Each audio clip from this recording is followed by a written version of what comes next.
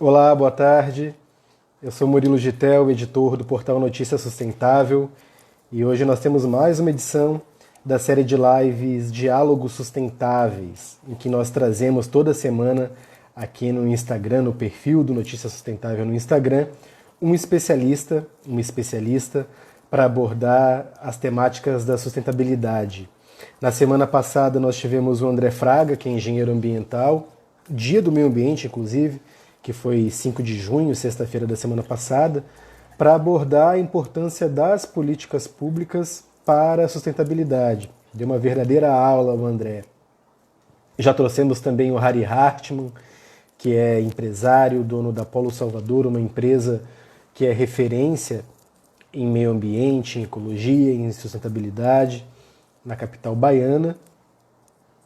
E hoje nós vamos trazer a Ana Luísa Bezerra, que é uma jovem super criativa, cientista, empreendedora, que criou o Aqualuz, uma tecnologia inovadora capaz de tornar potável a água das cisternas.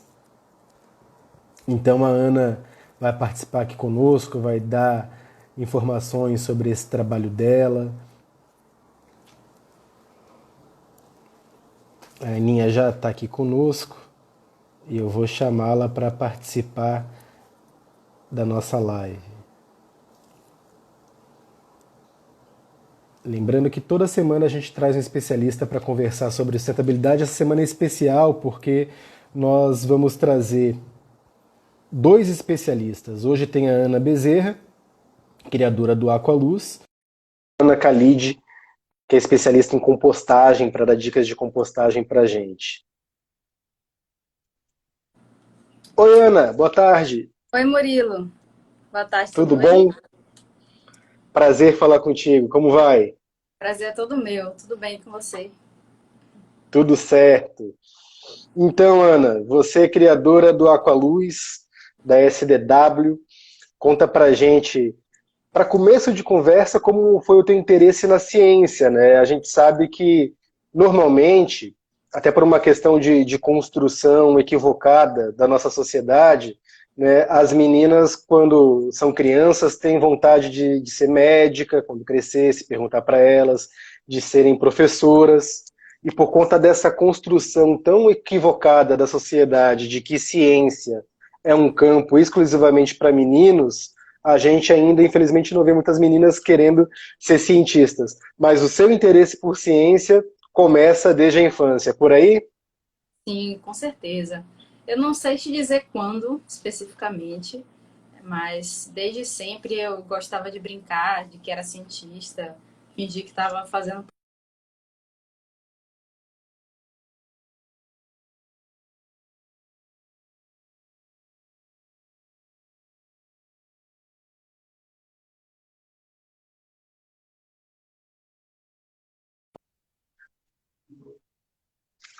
Isso realmente nunca passou pela minha cabeça na época em que eu era criança. Achava que era que eu vivia num mundo ideal de que era para as duas,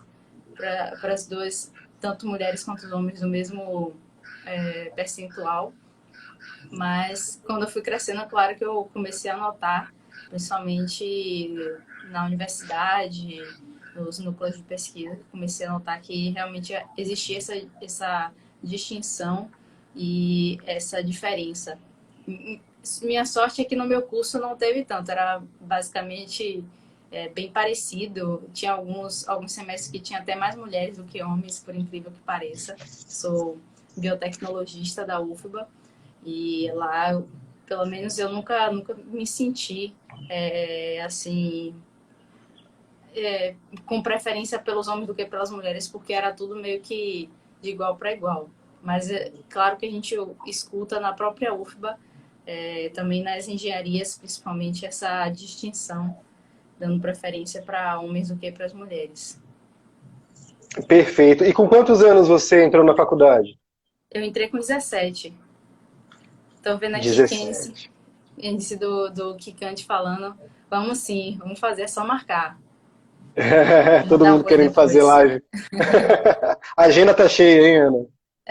Toda semana já tenho. Estou tentando até dar uma equilibrada com isso, porque isso impacta na produtividade da empresa, mas sempre é bom poder conversar com pessoas, ainda mais desses assuntos que são super relevantes para a gente abrir essa discussão e inspirar mais pessoas a participarem, né, ativamente, tanto da sustentabilidade quanto questões científicas, igualdade de gênero, enfim, é um patamar que a gente precisa discutir mais.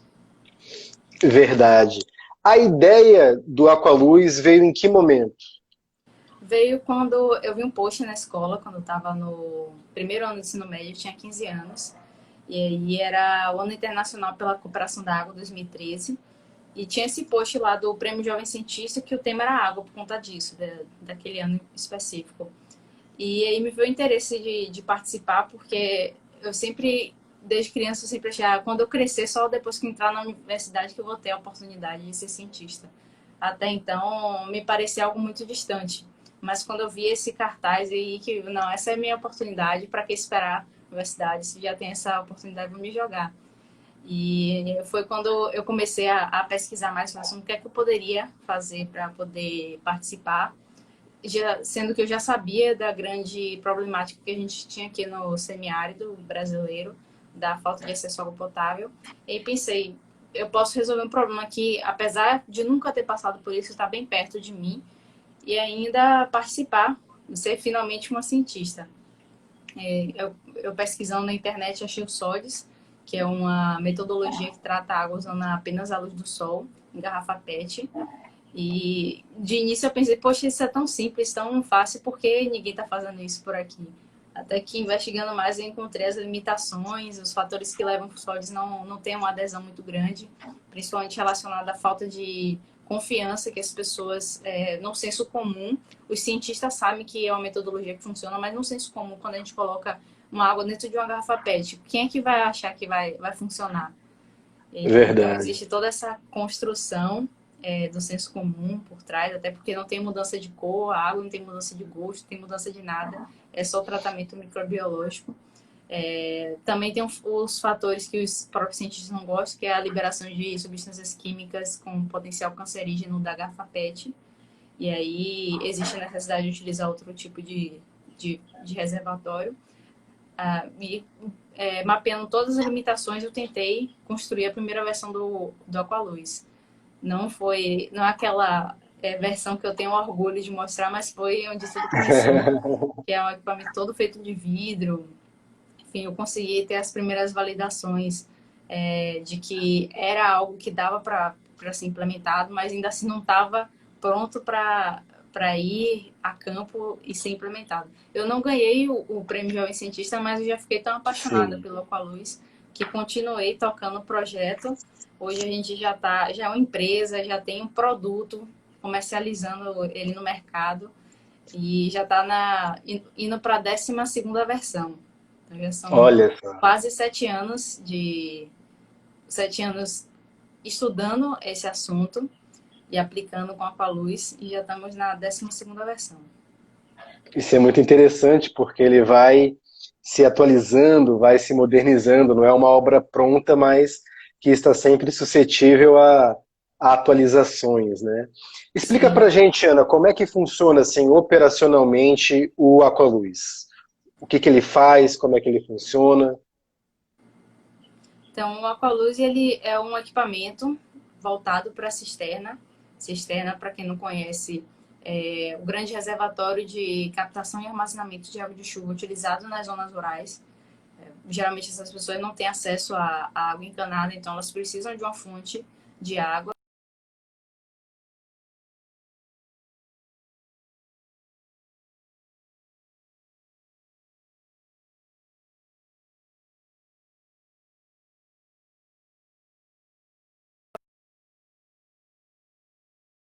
Me ouvindo, não sei se foi a minha internet. Foi a minha internet ou É, foi a sua? foi a sua, mas aí Foi a conectou minha. agora. Eu não Você sei estava qual. falando do programa do governo, né? Isso. Isso, o programa 1 milhão de cisternas, o Água para Todos, que implantou mais de 1,4 milhões de cisternas nas zonas rurais e possibilitou que essas famílias tivessem um acesso mais fácil e com água com a qualidade maior, porque a água de chuva, apesar dela não ser 100% potável, não por ela não vir potável do céu, mas quando ela cai, a forma de armazenamento, a própria falta de manutenção leva a ela a ter essas contaminações, principalmente microbiológicas, que nada mais são do que bactérias, vírus, protozoários, que são causadores de doenças de circulação hídrica. E existe a necessidade de ter uma ferramenta, uma tecnologia para fazer esse tratamento de água de cisterna. O Aqualuz surgiu como a primeira tecnologia para tratamento de água de cisterna usando a luz do sol. Essa é a forma como a gente se posiciona hoje no mercado, a primeira e única. E a gente funciona de uma forma muito simples. Qualquer cisterna, ela geralmente vem com a bomba manual, que é feita de cano de PVC, e as pessoas podem conectar a entrada da mangueira do Aqualuz diretamente na bomba da cisterna. E quando as pessoas bombeiam essa água, vai passar por um primeiro filtro feito de pano, um tecido comum mesmo, para que Olha qualquer só. terra, asa de mosquito, qualquer coisa que possa estar dentro da cisterna seja filtrada. E a gente pensou em ser pano porque aí fica muito fácil para a pessoa tirar para lavar e também para trocar por um novo, que é só ela pegar um pedaço de roupa que seja, não seja velha, seja limpa, nova, e fazer a troca. Sim. Depois que vai passar por esse filtro, essa água vai ficar armazenada dentro do reservatório. É um reservatório metálico retangular com a capacidade de 10 litros. E essa água vai ficar dentro dele, exposta diretamente à luz do sol. Tem uma tampa transparente de vidro para permitir a entrada da radiação. E essa água vai ficar exposta por um período médio de 2 a 4 horas, se for um dia de sol, até que um sensor, que a gente tem um sensor químico que fica dentro do equipamento, ele mude de cor e com essa mudança de cor, visualmente a pessoa consegue perceber que a água já está pronta para ser retirada. E é só retirar ou consumir ou rodar um outro ciclo, porque tem a possibilidade de fazer até 3 ciclos por dia, mas uma família média de 5 pessoas consegue passar o dia todo com um ciclo só. E essas famílias, Ana, recebem uma orientação técnica de como utilizar o Aqualuz na cisterna? Como é que funciona esse tipo Sim, de assessoria, né, digamos assim? o modelo como a gente trabalha hoje em campo é com projeto social do Aqualuz. Ou seja, a gente geralmente é contratado por empresas, que pode ser, por exemplo, um parque eólico que tem um parque naquela região do semiárido e precisa Uhum. reverter com algumas iniciativas para as comunidades. E eles contratam a gente vai lá, faz o mapeamento das famílias, levanta todas as necessidades deles, se é só água, se tem mais alguma outra coisa. E depois a gente faz quando a gente vai para lá, depois de todo mundo mapeado, a gente faz a capacitação técnica, que é o momento que a gente explica tudo sobre o Aqualuz, sobre a importância da manutenção correta da cisterna, a importância do consumo da água potável, porque surpreendentemente tem muitas famílias lá que elas não fazem tratamento nenhum de água. E aí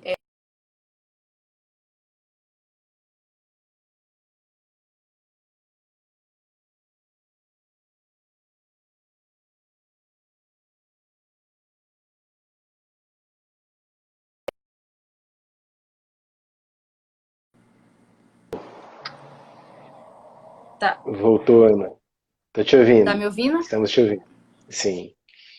Ah, então, geralmente as pessoas acham que água transparente é sinônimo de água potável e não Uhum. é. Tem problemas microbiológicos que, claro, não são visíveis ao olho nu, mas estão lá. E muitas famílias optam por consumir água sem tratamento por essa associação. Então a gente tem que fazer toda aquela capacitação, ensinar para elas a importância do consumo da água potável e porque a água transparente nem sempre é água potável. É uma oficina que a gente faz com um ou dois representantes por família. Depois disso, a gente vai fazer a implantação do equipamento individualmente em cada residência. Também treinamos pessoas do próprio local, a gente gera renda local, contratando pessoas para dar esse suporte nas implantações, nos treinamentos da própria região. E eles nos acompanham para fazer as instalações em cada família. Então, a gente faz a instalação, ou seja, depois do treinamento prático na capacitação, essas famílias ainda têm o treinamento Depois da capacitação que é teórica, ela tem um treinamento prático, que é a implantação do seu próprio equipamento. A gente não só treina como fazer a operação, a instalação, mas a manutenção, que é a limpeza com água e sabão e a troca do filtro. E Olha só. após esse período, a gente concluindo tudo, todas as instalações, a gente ainda faz uma visita de monitoramento para garantir que está todo mundo fazendo as coisas da forma correta e para medir os impactos, os indicadores socioeconômicos de saúde que a gente consegue gerar de resultado para aquelas famílias. Um trabalho completo, né? Não só de instalação do equipamento, mas também de assessoria, que é muito importante. E qual é o feedback Isso. assim que você tem em relação à satisfação dessas famílias, né? Você que já teve, por exemplo, no interior do Nordeste, visitando essas famílias, fazendo a implantação do Aqualuz, dando essa assessoria técnica, quando essas famílias passam a perceber que vão contar a partir de então com uma água potabilizada, uma água adequada para o consumo humano, o que antes elas não tinham sem o Aqualuz. Qual é a emoção delas, o que você pode compartilhar da experiência que é? Todas, 100% ficam muito felizes. As famílias do semiárido, as famílias das zonas rurais, elas são por natureza muito gratas e são pessoas extremamente generosas. Não só elas ficam felizes de receber, como sempre querem retribuir de alguma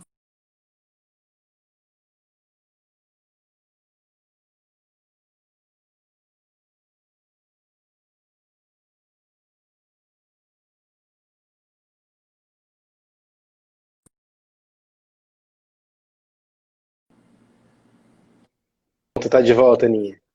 ótimo. Já eu vou mudar para a internet do celular daqui a pouco, se isso acontecer de novo. Certo. Mas, Você estava então, eu estava falando das falando famílias, da alegria, né, da emoção de poder contar com água potável dessas terras. isso, elas são sempre muito gratas, tentam retribuir a gente, como elas são também assim, muito generosas. E a gente sai sempre com o carro cheio de fruta que elas dão. Elas têm sempre um espaço muito grande de plantação. São, boa parte delas são agricultoras. E aí a gente já sai com frutas orgânicas aí para poder consumir durante as viagens e as instalações. E também uma coisa muito legal é que boa parte delas, apesar de elas não terem acesso à água, elas têm sempre algum acesso a notícia, TV, e muitas já viram alguma matéria sobre o Aqualuz. E a gente Olha só. constantemente recebe o feedback de, poxa, eu já tinha visto isso na TV, tinha muita vontade de ter, mas nunca achei que fosse chegar na minha casa. E aí elas ficam super surpresas quando recebem a gente em casa e quando a gente consegue instalar o Aqualuz. E elas ficam. Isso é um fator muito bom para a gente, porque aí a gente tem certeza que elas vão ser responsáveis com o uso com Aqualuz. Porque, claro, existem os casos das famílias que, apesar de gostar do Aqualuz, elas terminam deixando de lado e preferem continuar não usando nada do que usar alguma solução para tratamento de água. Mas a maioria é esmagadora. Sempre a gente tem retornos positivos e quando a gente acompanha, mesmo que por mensagem de texto, a gente consegue ver que elas estão usando e aproveitando bem. Você falou das matérias, né, que as pessoas assistem, já têm um conhecimento sobre o Aqualuz. Alguns lugares, né, onde já saiu matéria sobre o Aqualuz. BBC, Jornal Nacional, Encontro com Fátima Bernardes. Só para citar alguns de onde já teve notícia, reportagem, matéria sobre essa tecnologia, só para a gente ter uma dimensão da importância. Eu fico muito feliz porque eu acompanho esse trabalho desde quando eu estava no EcoD. Era repórter do É, EcoD, lá em 2015, 14, 16, já acompanhava o Aqualuz, esse teu trabalho maravilhoso. eu acho que Já, você foi uma das minhas primeiras matérias. olha só, Se não foi a olha só, primeira, foi uma das primeiras. olha só, fico muito feliz de saber disso, porque hoje a gente vê você voando, né, o mundo todo com o teu trabalho, com essa descoberta maravilhosa que impacta na vida de tanta gente. Depois já pelo jornal Correio também conversei contigo, né, para a matéria do Correio Sustentabilidade, e agora já Sim. pelo Notícia Sustentável a gente continua acompanhando.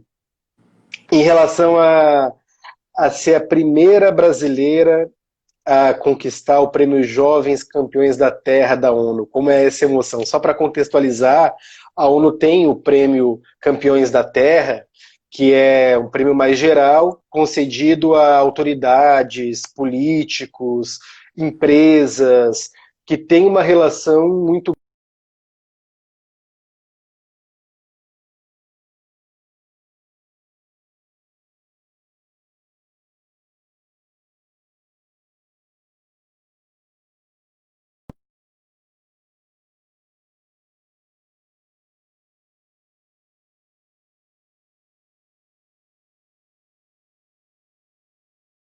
A conquistar esse prêmio justamente com o Aqualuz, essa tecnologia social inovadora que tem mudado a vida de tanta gente. Como é que foi representar o Brasil lá na ONU?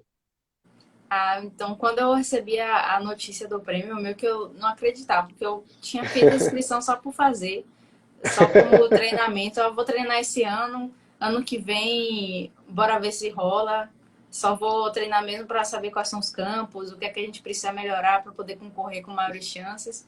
Mas depois foi passando um tempo, quando eu recebi o e-mail, meio que estava estranhando. Será que isso é e-mail? Ah, obrigada pela sua inscrição, mas você infelizmente não foi aprovada. Tava indo com essa expectativa de ler essa mensagem. Mas aí, minha mensagem em inglês, aí quando eu li, eu não achava não, eu não achava a resposta negativa. Como assim? Eu fui aprovada? Eu fiquei lendo umas 3 vezes até realmente cair a ficha de que eu tinha sido escolhida como o primeiro, foi como finalista, depois como a ganhadora da América Latina. E aí foi uma felicidade imensa. Eu tava. O dia eu lembro que eu tava com meus pais em casa, era um fim de semana. E aí eu fui correndo, chorando, contar para eles. E eles estavam achando que tinha acontecido alguma coisa grave. Começaram a ficar preocupados comigo. Aí depois eu comecei a explicar o que foi que tinha acontecido. Aí que eles ficaram felizes também comigo. Mas foi um momento que eu tive que conter, não pude divulgar.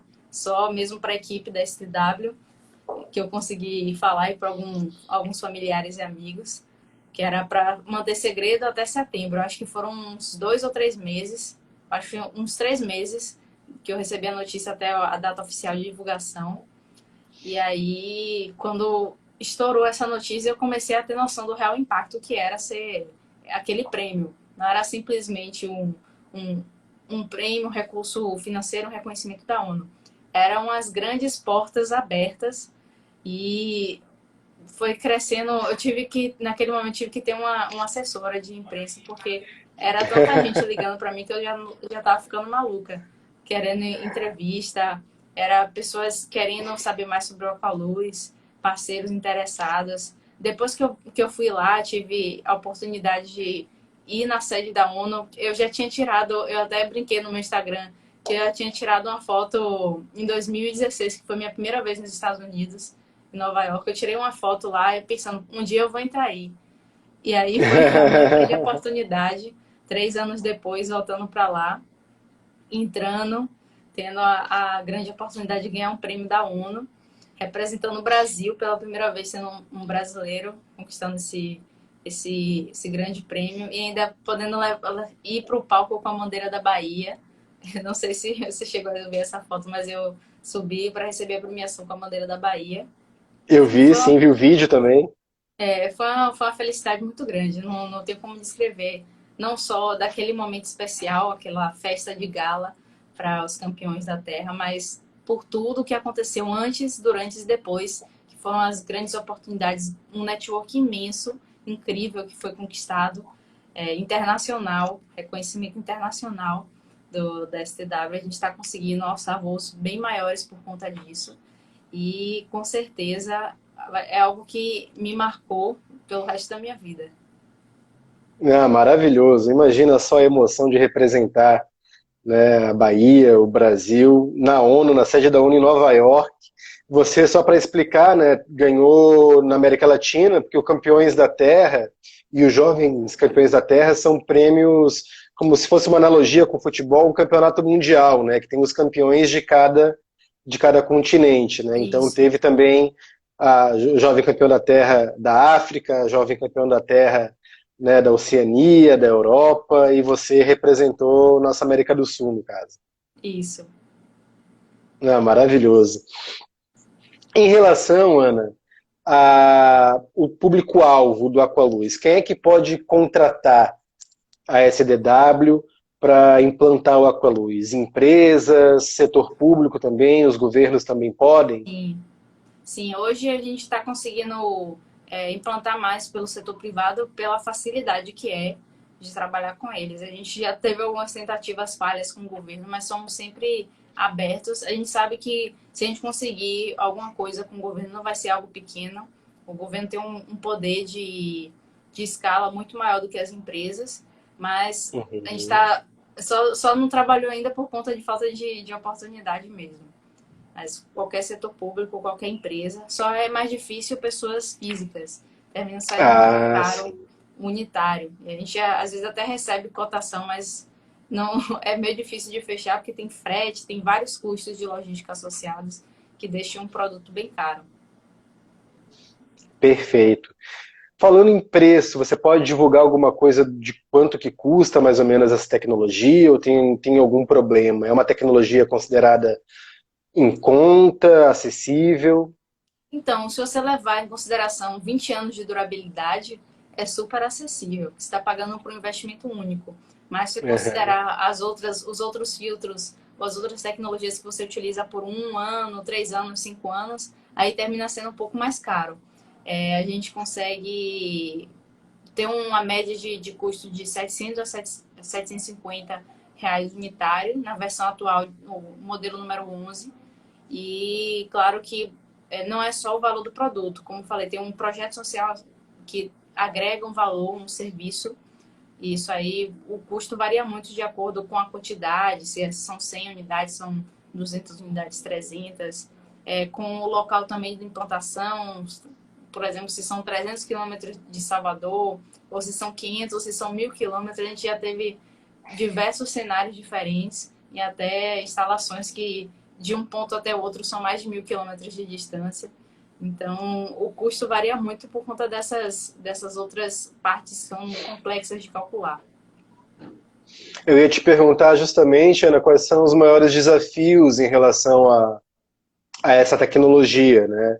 É o relacionamento comercial que tem que ser feito, né, com o setor privado, com o setor público, para tentar garantir apoio, essa questão da distância, né? Nós temos um país de dimensões continentais e no semiárido brasileiro, a gente sabe a Bahia é praticamente um país, né? Territorial, é um estado Sim. gigantesco. Pegar Já tem a Pernambuco forma do também, Brasil, né? exatamente, tem um mapa muito semelhante. Ceará também, um estado gigantesco. É mais essa questão das distâncias que dificulta também?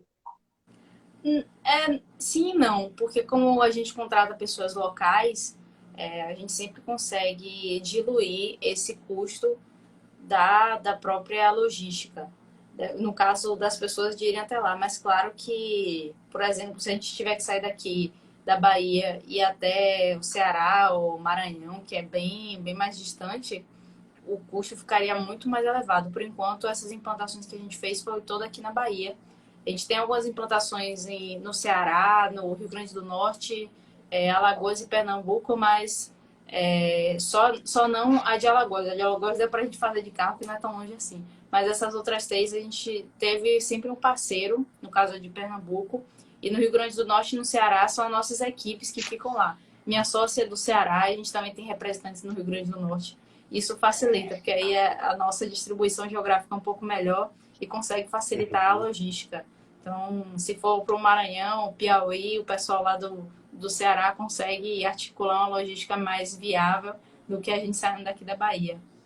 Mas o nosso principal dificuldade é justamente esse contato com as empresas. No início, quando a gente não tinha projeto nenhum, era super mais difícil, porque a gente não tinha como mostrar, oh, a gente já fez isso, está funcionando, está todo mundo gostando. Foi muito mais complicado do que agora, que a gente já tem 300 famílias beneficiadas. Já fica mais fácil comprovar e ter essa parceria com as empresas, mas ainda assim é um contato difícil, que precisa ter o contato da diretoria e é um nicho que a gente não tem assim uma versatilidade de trabalho boa. A gente sempre tem que ir para algum evento para conhecer alguém ou ter o contato de alguém que conhece alguém. Essa seria a parte mais difícil. Não é alguém que a gente consegue encontrar assim no Instagram fácil, no LinkedIn até encontra, mas para a pessoa entender e aceitar a proposta é um pouco mais complicado. Mas, enfim, esse setor de trabalho B2B, que é business to business, empresa para empresa, é sempre um pouco mais complexo do que trabalhar com pessoa física. Na tua concepção, Ana, levando isso em conta a tua experiência também já nessa área como cientista, por que as cisternas não foram desenvolvidas já pensando nessa questão da potabilidade da água? Elas têm várias medidas para tratamento, quer dizer, para impedir que essa água seja contaminada, mas a prática é diferente da teoria. Então, quando você instala uma cisterna, existe todo o guia de instalar o equipamento de descarte de água, ou seja, toda a água da chuva que vem, você descartar uma parte dela que seria o suficiente para limpar o telhado e não vir nenhuma sujeira do telhado para a cisterna. Mas a gente sabe que, como as famílias viveram anos sem água, cada gota é importante. E aí muitas terminam tirando esse mecanismo e armazenando toda a água de chuva que cai dentro do reservatório. É uma parte também que a gente também frisa nas nossas capacitações, que é importante elas manterem esse sistema funcionando. Tem a própria manutenção, que deve ser feita a limpeza da cisterna, que a pessoa tem que sempre higienizar anualmente ou semestralmente. Mas, novamente, como elas não têm a maioria delas não tem nenhum outro reservatório, elas não têm como armazenar essa água em outro lugar para limpar a cisterna, ou elas não têm como deixar elas vazias, perder toda a água e ficar os períodos sem água. Claro que é aconselhado fazer isso perto do período de chuva, mas é muito difícil você prever qual vai ser o período de chuva e as famílias ficam meio inseguras de fazer isso. Então, elas terminam que muitas não fazem a higienização da cisterna e ela, enfim, começa a acumular outros micro-organismos. E o outro fator, que é o próprio uso da bomba. A gente tenta aprender o Aqualuz ao uso da bomba justamente para evitar que isso aconteça, que é o uso do balde. As famílias preferem, a gente já ouviu até depoimentos, vou quebrar essa bomba para tirar água só do balde mesmo. Porque ela consegue tirar água de vez, ao invés de ficar bombeando lá, elas acham que é um processo lento. E aí, quando você usa o balde, como a maioria tem, esse balde não é exclusivo para água, ele é usado para outras coisas, termina levando contaminação daquele terreno que circulam animais, enfim, tem vários outros contaminantes, vai levar aquela contaminação para dentro da água e gerar todos esses problemas que a gente já conhece. São basicamente essas as três principais formas de contaminação que foram pensadas na teoria. Se a pessoa só utilizasse a bomba, não ia ter o problema do balde. Se a pessoa fizesse o descarte, não ia ter o problema de cair sujeira da cisterna. Se a pessoa fizesse a higienização semestralmente, também toda aquela sujeira seria retirada, mas na prática é diferente da teoria e esses problemas acontecem. Perfeito. O que é mais difícil, ter uma ideia como o Aqualuz ou conseguir apoio de governos e empresas para bancar essa ideia? Com certeza ter apoio. Não só ter apoio, mas conseguir executar, né? Porque para essas empresas, para o governo, eles querem ver alguma coisa já funcionando, algum resultado. Não adianta só mostrar uma ideia. E aí existe todo aquele caminho que você trilha dentro da ideia até mostrar resultado. O resultado não é simplesmente executar o projeto, é mostrar as melhorias que aquele projeto trouxe para a sociedade. E é isso que o governo e que as empresas compram, os resultados, não é a tecnologia. E aí sim seria a oportunidade de mostrar tentar conseguir essas parcerias. Em alguns casos ainda não é suficiente, né? A pessoa ainda precisa ter algo a mais para agregar, mas enfim, na teoria seriam esses passos. Não seria obrigação do governo, na tua opinião, financiar esse tipo de tecnologia, uma vez que a água é um direito fundamental, certo? A Com gente tem certeza. acompanhado aí, né, os Objetivos de Desenvolvimento Sustentável da ONU, tem o acesso à água A potável ODS como uma das 6. metas, exatamente, Isso. o DS6, para o mundo todo cumprir até 2030. As pessoas também pagam pela água muitas vezes, não recebem ela tratada, né? Então, não seria obrigação do governo para essas famílias, né, do sertão nordestino que sofrem com a escassez, com a falta de tratamento, ter esse tipo de tecnologia, já que pagam impostos também? Sim, com certeza, mas existem várias limitações sociais, geográficas e, claro, políticas, interesses políticos que influenciam essa realidade. E aí, para o cenário específico das pessoas de zonas rurais, para ter um tratamento, para ter uma estação de tratamento nesses locais é extremamente custoso e as empresas terminam não querendo se instalar nesses pequenos municípios porque termina dando prejuízo. Não é algo rentável para elas. E é super necessário ter estruturas de tratamento descentralizadas, são aquelas pequenas estações que até existem. Existem ONGs que fazem esse trabalho com as comunidades, fazem associações, são extremamente funcionais, mas ainda assim depende que tenha um determinado número de pessoas, de famílias naquela região para funcionar. Existe tipo um pedido mínimo para ser realmente viável e as famílias bancam esse custo também, que termina sendo até mais barato do que a própria estação de tratamento, que não tem lucro, é tudo revestido pela manutenção do sistema. Mas, enfim, a gente está falando de um território que é extremamente grande, tem ainda muitas realidades que são muito carentes. A própria questão do clima desfavorece essa região, a gente sabe que não tem uma quantidade suficiente de água nesses locais, e aí se torna ainda mais difícil fazer esse tipo de tecnologia funcionar, no caso das estações descentralizadas. E esses são os principais. Não sei se eu não lembro se eu respondi toda a parte da pergunta ou se sobrou alguma coisa. Não, respondeu bem, como sempre. A Lívia aqui está dizendo orgulho dessa baiana. Quero agradecer a participação da Lívia Duca. Tem várias mensagens Obrigada, aqui, eu não consigo Lívia. acompanhar tudo, mas é um orgulho danado para a gente e acho que para todo o Brasil, né? Tanto que você nos representou lá na Obrigada sede das mesmo. Nações Unidas em Nova York. Somente isso essa menina fez. E aí, Ana, eu quero te perguntar a respeito da África, né? Até pouco tempo você teve com um projeto de financiamento coletivo para Uhum. tentar No levar Ficante, isso, o era Aqualuz isso, para estava o, aqui. o continente africano. Exato. E como é que foi essa experiência, essa tentativa? Deu certo, não deu? O que faltou? Ainda é possível também contribuir com os nossos irmãos africanos, não somente ficar aqui no Brasil? Então, o Aqualuz ele foi pensado para ser uma tecnologia que ia resolver o problema de água não só do Brasil, mas em escala global. Claro que não todo o problema da água, mas a particularidade de acesso à água potável através da água da chuva. E a gente tem um super interesse em expandir essa tecnologia, ainda mais que a gente sabe que o continente africano tem várias regiões extremamente carentes. Algumas delas têm realidades piores do que a do Brasil. O nosso foco continua sendo o Brasil, porque ainda tem muito a ser feito aqui, mas a gente abriu essa parceria com a Liga do Bem e a Fraternidade Sem Fronteiras, que são ONGs brasileiras que têm atuação em Madagascar, que foi o país que a gente escolheu para fazer essa iniciativa. Por que Madagascar? Porque é onde ele já tem atuação e é uma comunidade que sofre muito com o acesso à água potável. As famílias passam, às vezes, meses, anos sem tomar banho de forma adequada, porque não tem água para beber, ainda mais para outros fins.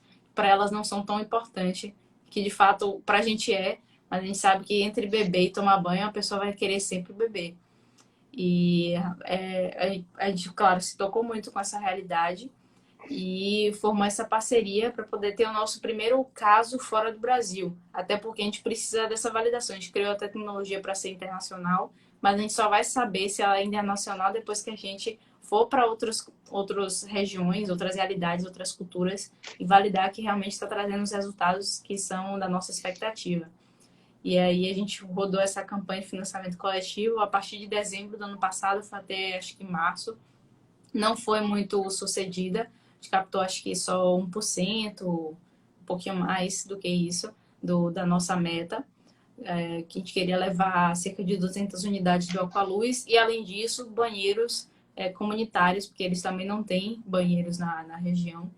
E Nossa. aí, e aí a gente não conseguiu captar, mas não desistimos. Vamos alocar recursos próprios, vamos ver outras formas de captação. Claro que vamos levar menos coisas do que gostaríamos, mas vai acontecer. O coronavírus está postergando um pouco O nosso objetivo era estar indo agora em meados de junho, julho, agosto. Só sabe que vai conseguir no ano que vem, porque mesmo que a pandemia meio que folgue e relaxe nesses últimos meses, ainda vão ter casos de coronavírus e não podemos correr o risco de levar nada para essas comunidades que são isoladas e que o acesso à saúde é ainda mais precário.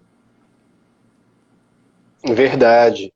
Não, eu estou aqui, estou te ouvindo e ao mesmo tempo refletindo sobre o quanto nós somos privilegiados, né?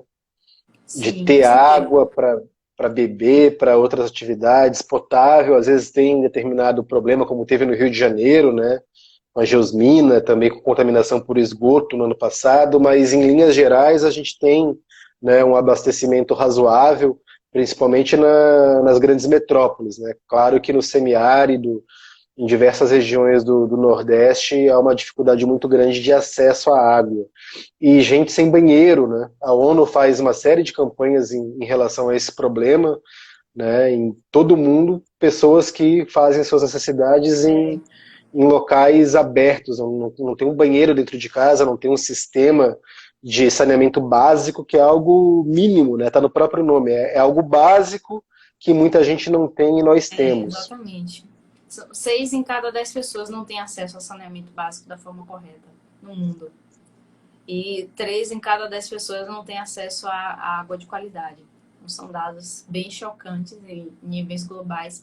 Claro que não dá para a gente utilizar ele democraticamente, que a gente sabe que essa desigualdade social faz com que essas pessoas estejam mais concentradas nos continentes africanos, asiáticos e da América Latina. A América do Norte e a Europa, a porcentagem de pessoas com essas realidades são bem ínfimas, mas existem também. E é algo que a gente sabe que não dá para mudar sozinho. A gente precisa do engajamento do poder público, de mais empresas, das próprias pessoas, para se conscientizarem que às vezes falta um pouco de consciência até nossa, que tem esses privilégios e usa e abusa da forma que bem entende, só porque tem dinheiro para pagar por isso, e não é assim que tem que ser feito. Mas a gente tem a expectativa de criar outras tecnologias. Já temos outras tecnologias para tratamento de água, fornecimento de abastecimento, de saneamento básico. Nosso propósito é de criar várias, tem um portfólio imenso, e poder proporcionar a essas pessoas, em cada uma das suas especificidades de realidade, uma solução diferente que possa resolver o problema da melhor forma possível. Inclusive, a gente tem uma para combater o coronavírus aqui na grande metrópole. Não sei se você já chegou a ver Olha, uma das não, nossas novidades do momento. Uma tecnologia que em tempo recorde ficou pronta em 30 dias. E a gente nossa, já está passando para a versão número 3 agora.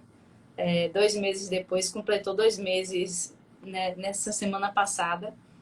E o nome é Aquapluve, que é uma tecnologia que a gente está criando para ser um lavatório de espaço público que utiliza água de chuva e água encanada para possibilitar a higienização das mãos em locais como pontos de ônibus, supermercados, hospitais, e tudo isso sem precisar do toque. É todo por acionamento por pedal, uma estrutura que foi concebida para ser durável, resistente a vandalismo.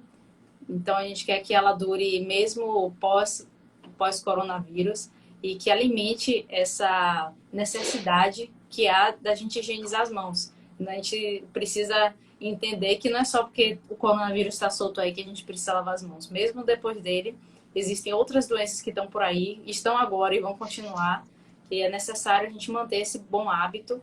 E o Aquaplug vai surgir para possibilitar que as pessoas possam fazer isso mesmo nas ruas, ainda mais em pontos de grande concentração de pessoas, que são ambientes que podem proliferar doenças de uma forma mais prática, de uma forma mais fácil.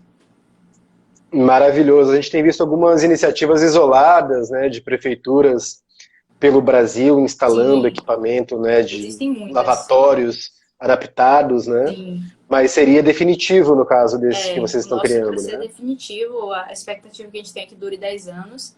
E a gente está fazendo parceria, no caso, agora com Salvador, a Prefeitura de Salvador, e já temos até um aval da vigilância sanitária do equipamento, para que a gente possa começar a instalar por aqui e mostrando os resultados, a gente possa replicar em outros locais também. A gente deve instalar agora entre o fim de junho e o início de julho, cerca de 20 equipamentos aqui em Salvador.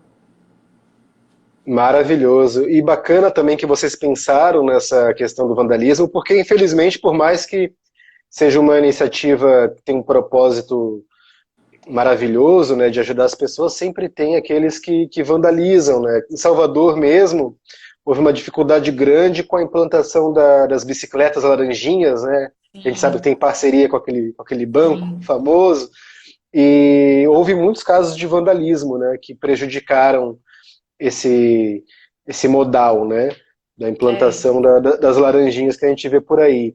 E é. também as lixeiras subterrâneas, que a prefeitura chegou a colocar na barra, na verdade, a tecnologia que é subterrânea, né? Elas são colocadas Uhum. acima da superfície, você coloca o resíduo sólido e aí desce todo por um sistema super tecnológico, que tem muito na Suécia, né? Em Estocolmo é Eu cheguei a referência esse ver, tipo. Ah, eu que bacana, você conheci, chegou a conhecer conheci, lá. conheci. É Pois é. fantástico mesmo. Tem prédios, tem bairros que são pensados todo para isso.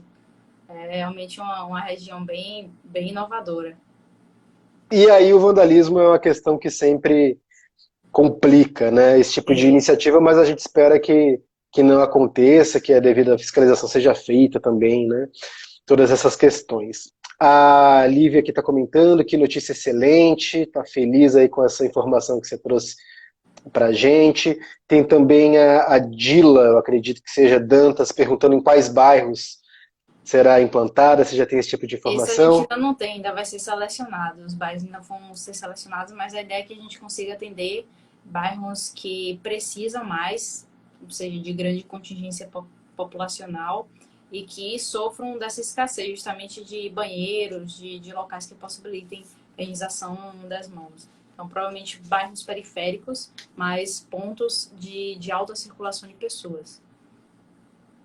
Perfeito. Lembrando o pessoal que está acompanhando nossa live que ela vai estar disponível no IGTV do Notícia Sustentável, vai ficar lá na íntegra, né? Quem perdeu alguma parte, quem chegou atrasado, quem estava trabalhando, quem estava fazendo outra coisa. Poxa, eu quero pegar o início da live, como é que faz? Ela vai ficar salva, guardadinha na nossa área do Notícia Sustentável no Instagram e também no YouTube. Ainda hoje a gente sobe o vídeo para o YouTube. Vamos fixar o tema, vamos fazer tudo direitinho. Postar também no Notícia Sustentável o vídeo na íntegra, noticiasustentável.com.br. O Léo Santiago está dizendo, vem para Paripe, levar lá Vamos para o nosso deixar subúrbio mapeado Paripe ferroviário. para tentar. Eu sei onde é porque eu moro praticamente do outro lado, na Ribeira. Então, se eu Uhum. pegar um. Já fiz muito, atravessei, mas na verdade para plataforma. Atravessei com meu pai de caiaque até lá ao outro lado, é bem legal. Claro que eu só ficava lá, meio que cansava muito rápido, então meu pai que fazia todo o trabalho. Bacana. Salvador que tem certamente o subúrbio mais bonito de todo o Brasil, né? Sim. Que é maravilhoso, repleto de praias, claro, com toda a desigualdade social que afeta os nossos subúrbios, né, do país todo, mas Salvador é diferenciada, é privilegiada em relação à paisagem também no subúrbio, tem a praia de São Tomé de Paripe, Tubarão, é uma cidade lindíssima, né? Para quem não está acompanhando, a Ana está falando de Salvador, para quem é de outras regiões do país, né? E Paripe, um dos maiores bairros do subúrbio ferroviário. O Léo está aproveitando aqui para te parabenizar pelo teu empreendedorismo, melhorando a vida das pessoas. E eu Obrigada, acho Ana. maravilhoso. Me bate até uma pequena depressão, porque você começou com isso aos 15 anos de idade. Aos 15 anos de idade eu não fazia praticamente nada, eu só estudava, claro que não fazia mais do que a minha obrigação, jogava futebol com os amigos, e você já estava criando algo para ajudar a salvar o mundo. Minha defesa para isso é que cada um tem suas habilidades. A minha era de desenvolver coisas. A sua, com certeza, é de noticiar, de tornar as coisas que pessoas como eu criam com proporções nacionais, internacionais. Então, cada um de nós temos um papel essencial na sociedade. Não dá para todo mundo ser que nem eu, porque aí o mundo não vai para frente. Cada um tem que ser diferente, tem que ter uma habilidade complementar. E é isso que faz o mundo avançar. Verdade, verdade. É tudo complementar, né? Uma grande teia de conexões, né? Em Exatamente. relação, Ana, ao momento da ciência no país, né? É um momento bem complicado, né? A gente tem acompanhado, não temos nenhum ministro da saúde técnico hoje. O CAPES também sofreu uma série de cortes de bolsas, né? De doutorandos, mestrandos também. A ciência não tem sido prestigiada como deveria, né? Qual é a tua percepção a respeito disso? Eu não sei se você concorda, se discordar, fica à vontade também para discordar. O importante é te ouvir a tua opinião como cientista em relação a esse momento que o Brasil vive hoje. Então, minha opinião com isso, na verdade, não só de hoje, mas o de sempre, é que por a- como que a gente coloca para pessoas que não são da área tomarem decisões sobre essas áreas que são tão importantes, tão essenciais. E como eu falei antes, os políticos, as empresas, enfim, a sociedade que não é cientista, o que eles querem ver é resultado. Então, eles não conseguem valorizar o momento antes do resultado, a parte da ideia, da criação. Não há investimento para isso, porque eles não conseguem avaliar sem ter um resultado. E não dá para ter resultado se não tiver investimento. A gente fica num ciclo meio que impossível de dar uma resposta se a pessoa não entende daquela área. E aí é algo que não tenho o que dizer, é algo que ainda me deixa muito frustrada como que isso vai continuar acontecendo. Mas, infelizmente, eu acho que isso vai durar por um bom tempo. Não é algo exclusivo do Brasil, a gente vê isso em vários outros países. Mas aqui, realmente, a situação está ficando cada vez pior. Ao invés de melhorar, está piorando. Em relação a mulheres cientistas, né, a questão da equidade de gênero, a própria ONU, que a gente já citou aqui hoje, tem um programa bem grande buscando incentivar, né, as meninas a estudar ciência, mas ainda é algo bem além das expectativas. Poderia ser muito melhor, né? Pode ser muito melhor. Sim, com certeza. Eu acho que isso aí tem que ser uma mudança mesmo cultural. Uma das coisas que eu acho que me favoreceu muito foi eu ter sido criada sem aquela distinção. Eu sempre tive a liberdade de escolher o que é que eu queria brincar. Então, eu jogava muito futebol com meus primos. Eu tinha carrinho de brinquedo, tinha as bonecas, tinha tudo. Tinha acesso a todos os brinquedos, nunca classifiquei como brinquedo de menino, brinquedo de menina. Para mim era tudo igual. E acho que isso que tornou a minha visão sobre o mundo um pouco menos machista e até facilitou esses meus resultados. E eu acredito que se a gente conseguir estabelecer essa forma de criação das crianças desde cedo, sem tentar colocar de menina veste rosa, menino veste azul, eu acho que a gente vai conseguir resultados melhores no futuro, não só para a ciência, mas para qualquer área. Ah, sem dúvida.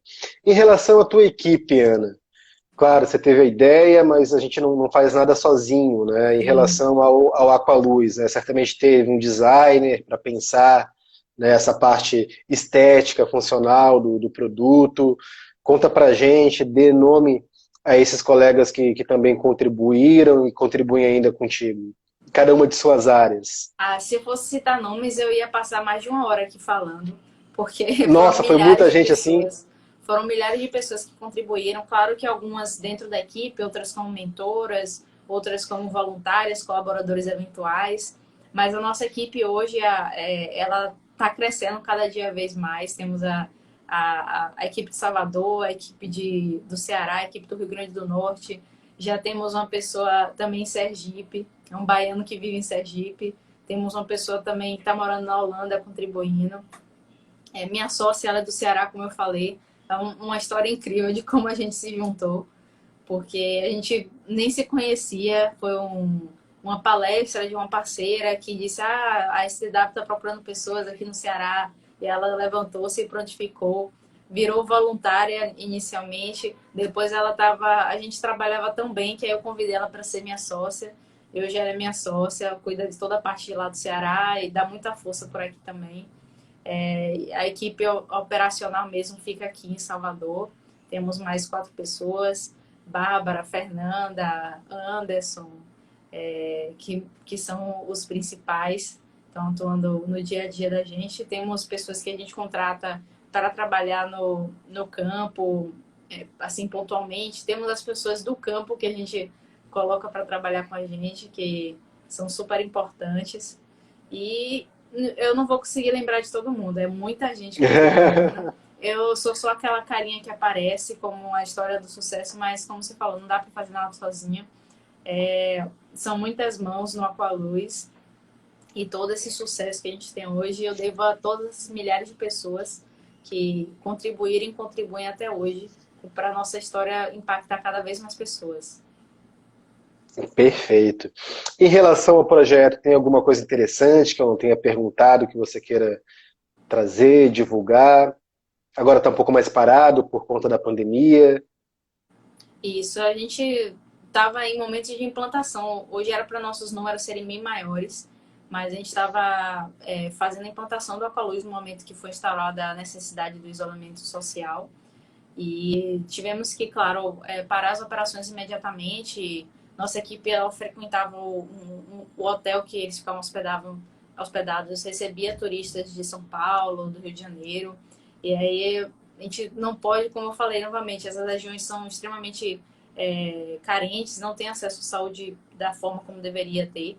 E não poderíamos correr nenhum risco de contaminar a nossa equipe, quanto da nossa equipe levar essa contaminação para essas comunidades. Então, paramos as implantações, mesmo tomando todas as medidas de...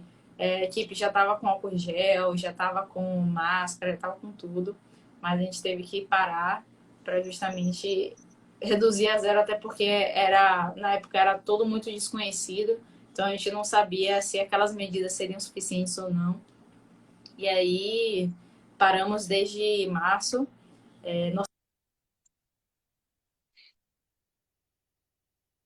Deu uma travadinha na conexão da Ana, mas já vai voltar, como das outras Voltou. vezes. Voltou. Nossa expectativa era de ter cerca de 500 unidades implantadas, mas tivemos que parar nos 300. Faz parte, mas vai melhorar com certeza e o Aqualuz vai voltar a trazer muita alegria para muita gente ainda aqui no Brasil e em todo o mundo, com certeza. Espero aí que os organismos internacionais contribuam também, a própria ONU, por meio do Programa das Nações Unidas para o Desenvolvimento, o PNUD, Programa das Nações Unidas para o Meio Ambiente, o PNUMA, que a gente vê apoiando uma série de projetos brasileiros em todo o mundo, né? Projetos sustentáveis, e com o Aqualuz não pode ser diferente, ele não pode deixar de ser contemplado porque ele muda, ele transforma a vida de muitas pessoas. Tá certo? Eu quero te agradecer aí por essa conversa maravilhosa, mais esses teus projetos maravilhosos que você faz nos últimos anos e deixar sempre as portas abertas do Notícia Sustentável para você. Eu que te agradeço, Murilo, mais uma vez. Eu lembro da primeira vez que eu te contactei pedindo uma matéria, você foi super solícito, ajudou a gente. E é uma gratidão eterna, que você é uma das pessoas que faz parte do crescimento que o Aqualuz tem hoje. E pode contar comigo também se precisar fazer mais lives, que é uma honra. Fico muito feliz. Eu fiz mais do que a minha obrigação, que a obrigação do jornalista é dar voz às pessoas, dar voz à sociedade, ainda mais quando tem informação de interesse público, né? Que é o nosso foco e o foco do próprio Aqualuz. Amanhã aqui a gente vai estar recebendo a Joana Khalid para falar de compostagem doméstica, a Sim, importância da gente. conheço, da Compostar, não é? Isso, maravilhosa. Amanhã, a partir das 16 horas, vocês acompanham aqui no Instagram do Notícia Sustentável. Obrigado pela audiência. Até a próxima. Beijo, Ana. Sucesso. Beijo, Murilo. Tchau. Obrigada. Tchau, obrigado.